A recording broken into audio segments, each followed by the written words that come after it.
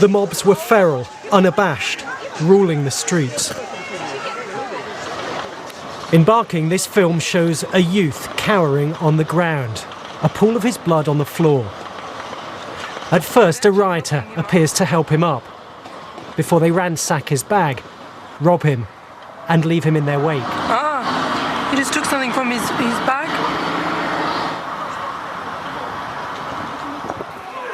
These scenes are from Woolwich, but they could have been from Hackney, Lewisham, Peckham, Ealing, Clapham, or any one of dozens of places. Let's watch. Let's get some watches, man.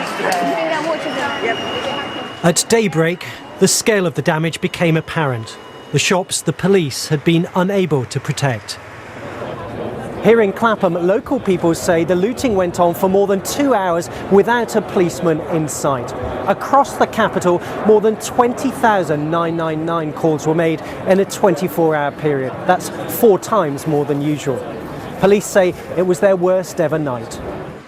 And there were calls this morning for local communities to help the police deal with the looters. The message to so many local people is please get your kids in off the street, and if your child has new trainers today or has suddenly acquired something that they didn't have yesterday, ask them some tough questions about where they got it. And if you think they got it through looting, you march them down to the police station and hand them over, because a lot of parents, grandparents, extended family members need to ask some tough questions of their young people this morning. Similar sentiments were expressed several miles away in Ealing, this time by furious shopkeepers. I've come here this morning, all my clothes are strewn all over Ealing Green here. It's absolutely disgusting. They are feral rats. What are those parents doing? Those children should be at home. They shouldn't be out here causing mayhem. I'm absolutely livid, as is everybody else here. This morning, the Prime Minister returned to Britain. After a meeting of the emergency committee COBRA, he visited senior police officers to discuss strategy.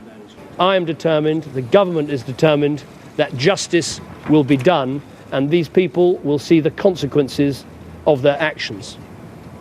And I have this very clear message to those people who are responsible for this wrongdoing and criminality. You will feel the full force of the law. And if you are old enough to commit these crimes, you are old enough to face the punishments. Already this morning, the police said that every prison cell in London was full to capacity. Suspected looters have been transported to stations outside the capital. A warehouse belonging to the electronics company Sony was still billowing smoke today, even as police steel themselves for what may lie ahead.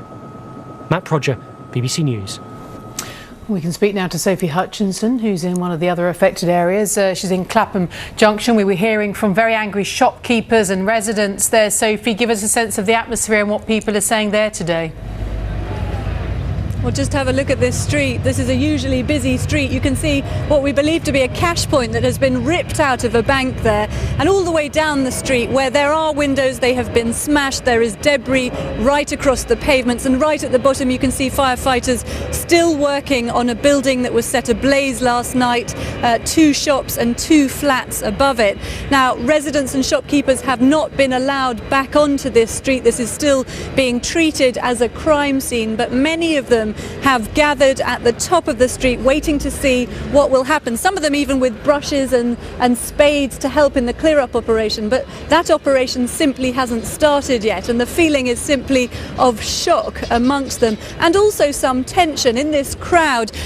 Just a few minutes ago, a row broke out where one man was calling for the riots to continue again tonight, and about 99% of this crowd said absolutely not, that mustn't occur, and there was quite a bit of tension here, but the feeling is also of fear about what tonight will hold for these people. Well, indeed, Sophie, thank you very much. Indeed, and on that point, then 6,000 police officers on duty in the capital last night. They have been stretched, though, with looting appearing to go unhindered in many places. It's led to criticism of their tactics and the way the situation has been handled from the start. This evening, 16,000 officers will be deployed in London, including some called in from other forces. Our Home Affairs correspondent Jean Kelly has more. They are the worst scenes of public disorder for a generation. Last night, the Met Police had 6,000 officers on duty.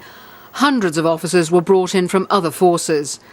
But as their neighbourhoods were in flames, some, like this man in Clapham in South London, felt they'd been left exposed and unprotected. It's absolutely bedlam on the streets. People have been openly looting this area for an hour, 2 hours at least since I got here, and the police are seemingly ineffectual. They've done nothing. With trouble breaking out in so many places, it was one of the most challenging nights in modern policing, say the Met. And they need help from the public to prevent a repeat of the lawlessness. That was the message today from the man at the top of Scotland Yard. There were far too many young people on the streets of London last night in places which were both dangerous and violent. And I urge all the citizens of London and the guardians and the parents of young people to actually keep them in tonight. We will be very robustly policing any events of disorder that we get tonight. When it comes to tactics, this was a first last night. Yankel armoured vehicles never seen in London before. They were used to push people back in an area where the vandals were out in force.